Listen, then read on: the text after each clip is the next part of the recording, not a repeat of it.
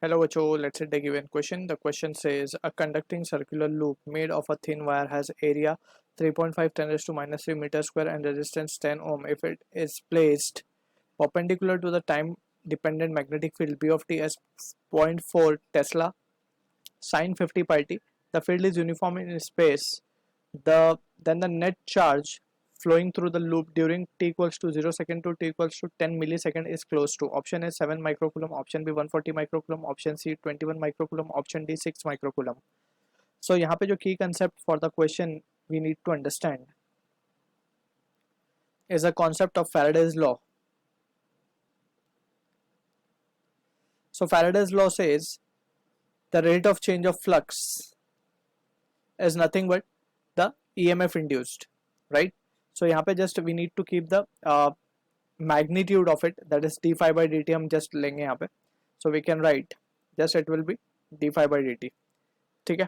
Negative sign वहाँ पे just ये इंडिकेट करता है कि जो फ्लक्स की वजह से करंट आएगा it has a direction opposite to that of the cause which has produced it, right? So just we can say this is the expression we need to keep in mind regarding Faraday's law of induction. So यहाँ पे जो situation given है उसके accordingly we can say flux can be written as the product of magnetic field into area, ठीक है, through which it is passing normally.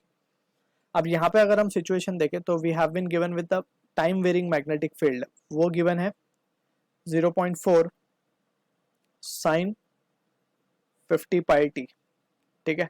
अब यहाँ पे area of loop is constant, so we can write E will be equals to a dB by dt कर सकते हैं इसको, ठीक है.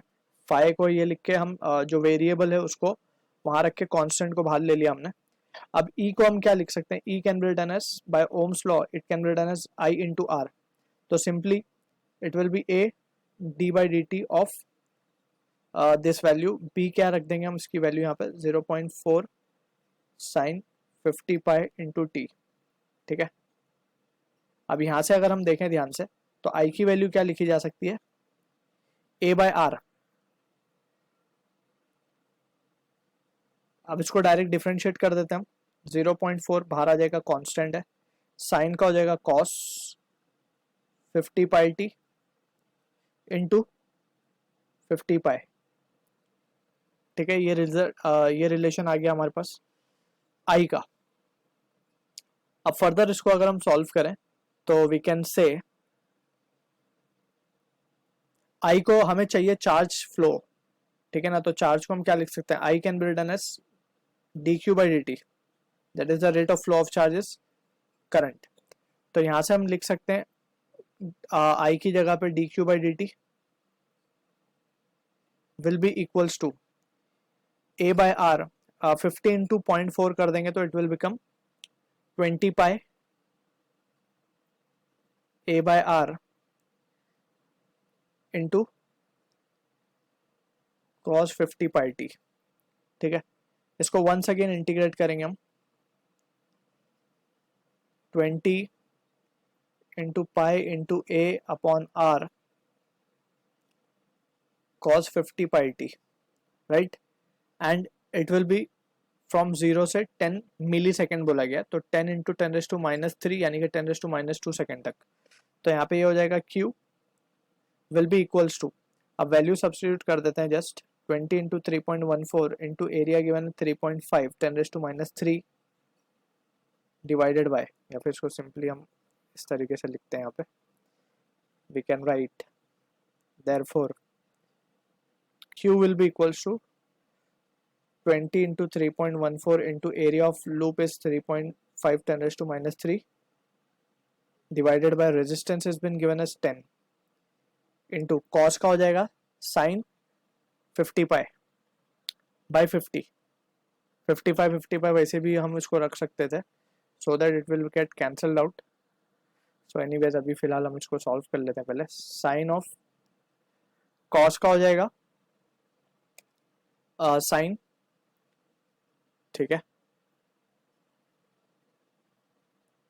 50 पाई टी अपॉन 50 पाई,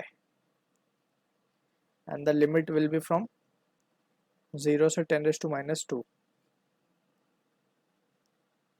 अब यहाँ से हम अगर देखें 50 पाई को बाहर लेके पाई से पाई कैंसिल, को पाई रहने देते हैं यहाँ पे। सो यहाँ से अगर हम देखें ध्यान से तो वी कैन हैव पाई से पाई पहले कैंसिल कर देते हैं, यहाँ पे 0 से 0 भी कैंसिल हो जाएगा। तो यहाँ ऊपर बच रहा है 7 इंटू 3 माइनस 3 डिवाइडेड बाई यहाँ पे बच रहा है 5, 50 बच रहा है यहाँ पे, ठीक है। एंड इनटू साइन 10⁻⁻² की बात अगर हम करें तो इट विल बी साइन π/2, यानी कि ये 1 आएगा, क्योंकि साइन 0 जब लोअर लिमिट डालेंगे तो साइन 0 विल बी 0, और जब अपर लिमिट डालेंगे 10⁻² का मतलब है 1/100, यानी 50/100 that is 1/2, π/2, sine π/2 will be 1। So this will be the case. अब इसको अगर हम सॉल्व कर लें तो ये आंसर आ रहा है हमारे पास 0.14, और यहाँ पे 10⁻3। तो finally what we can write is therefore Q will be equals to, इसको हम लिख सकते हैं 140, और यहाँ पे कूलम में है 140 इंटू 10⁻6 कूलम, और just it will be 140 micro coulomb, ठीक है। So option B will be the correct answer for this. So I hope you understood the solution. All the best.